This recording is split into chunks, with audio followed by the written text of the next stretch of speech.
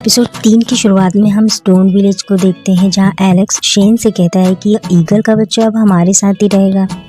Alex उसका नाम Syro रखता है। शेन उसे कहता है कि ब्लू ईगल अपने बच्चे को विलेज गॉड की प्रोटेक्शन में छोड़कर गई है, इसलिए तुम इसे यहाँ रख सकते हो। तभी एलेक्स को सायरो के अंदर एक अजीब सी एनर्जी महसूस होती है। तब शेन उसे बोलता है कि यह एक स्पेशल एनर्जी है, तुम प्रैक्टिस करके इस एनर्जी का इस्तेमाल अपनी पावर के रूप में कर सकते हो। यह सुनकर एलेक्स अपनी प्रैक्टिस स्टार्ट कर देता है। वह दिन रात मेहनत करता है, बहुत ही जल्दी से पूरी तरह से मास्टर बन जाता है, जिसकी वजह से उसकी ताकत कई गुना बढ़ चुकी थी। शेन भी यह देखकर चौंक जाता है, क्योंकि इस टेक्निक को इतनी जल्दी सीखना बिल्कुल भी आसान नहीं था। इसके बाद स्टोन विलेजर्स को बीस्ट लायन के मरने की खबर लग जाती है, तो स्टोन विलेज के कुछ लोग बीस्ट लायन का ब्लड लेने के लिए चले जाते हैं, क्योंकि वो उनके लिए काफी कीमती होता है। लेकिन इधर एलेक्स भी चुपचाप उन्हें फॉलो कर रहा था, और इसके साथ ही एक अनजान व्यक्ति भी इन सबको छुपकर फॉलो करता है। अब जब स्टोन विलेज के लोग आगे बढ़ रहे थे, तभी वे लोग एलेक्स को देख लेते हैं और उसे डांटने लगते हैं। एलेक्स उन्हें कहता है कि मैंने आपकी और ग्रैंडफादर शेन की बातें सुन ली थी, जिन्होंने आपको ब्लड लेने के लिए भेजा है, इसलिए मैं भी एडवेंचर के लिए आपके पीछे आ गया। वे लोग कहते हैं कि हमारे साथ तुम नहीं आ सकते, ये बहुत ही खतरनाक हो सकता है, इसलिए तुम वापस चले जाओ। तभी उनमें से एक व्यक्ति बोलता है, एलेक्स का अकेले गाँव में जाना सेफ नहीं है, हमें इसे अभी अपने साथ ही रखना चाहिए।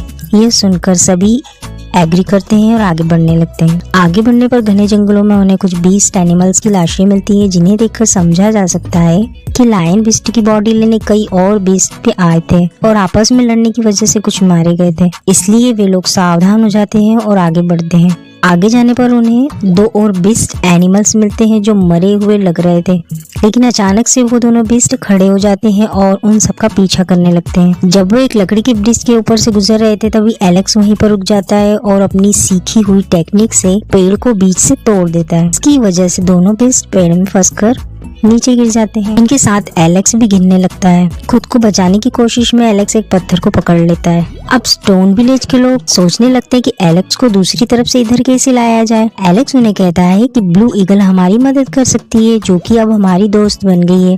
ये सुनकर वे सभी ब्लू ईगल को बुलाने चले जाते हैं और एलेक्स वहाँ बैठकर उनका इंतजार करने लगता है। तभी वो दोनों बीस्ट फिर से खड़े होते हैं। खतरा महसूस होते ही एलेक्स वहाँ से भागने लगता है और भागते भागते लायन बीस्ट की बॉडी के पास आ जाता है। तभी वहाँ पर एक गोरिल्ला बीस्ट आ जाता है, जो एलेक्स के पीछे लगे दोनों बीस्ट को मारकर लायन बीस्ट की तरफ जाने लगता है। और एक बुल बीस्ट आ जाता है, जो कि आकार में बहुत ही विशाल था। ये सभी बीस्ट लायन बीस्ट को ही लेने आए थे। गोरिल्ला और बुल बीस्ट आपस में लड़ने लगते हैं, लेकिन बुल बीस्ट बहुत ही ताकतवर था, इसलिए वो गोरिल्ला बीस्ट पर भारी पड़ने लगता है। उसी समय वहाँ ब्लू ईगल आ जाती है और एलेक्स को उठाकर ले जाने लगती है। यहाँ पर हम देखते हैं कि लायन बीस्ट अभी मरा नहीं था। वो अपनी बची कुची ताकत को इकट्ठा करके उठ खड़ा होता है और उन सबके चारों तरफ एक शील्ड बना देता है, ताकि वे सब वहाँ से भाग न सके। यह देखकर ब्लू ईगल एलेक्स को लेकर जल्दी से वहाँ से निकलने की कोशिश करती है, पर उसमें कामयाब नहीं हो पाती और उसकी बॉडी में शील्ड का पॉइजन भी लग जाता है। इसके बाद लायन बीस्ट अपनी पूरी ताकत लगाकर गोरिल्ला और लायन बीस्ट को मार देता है,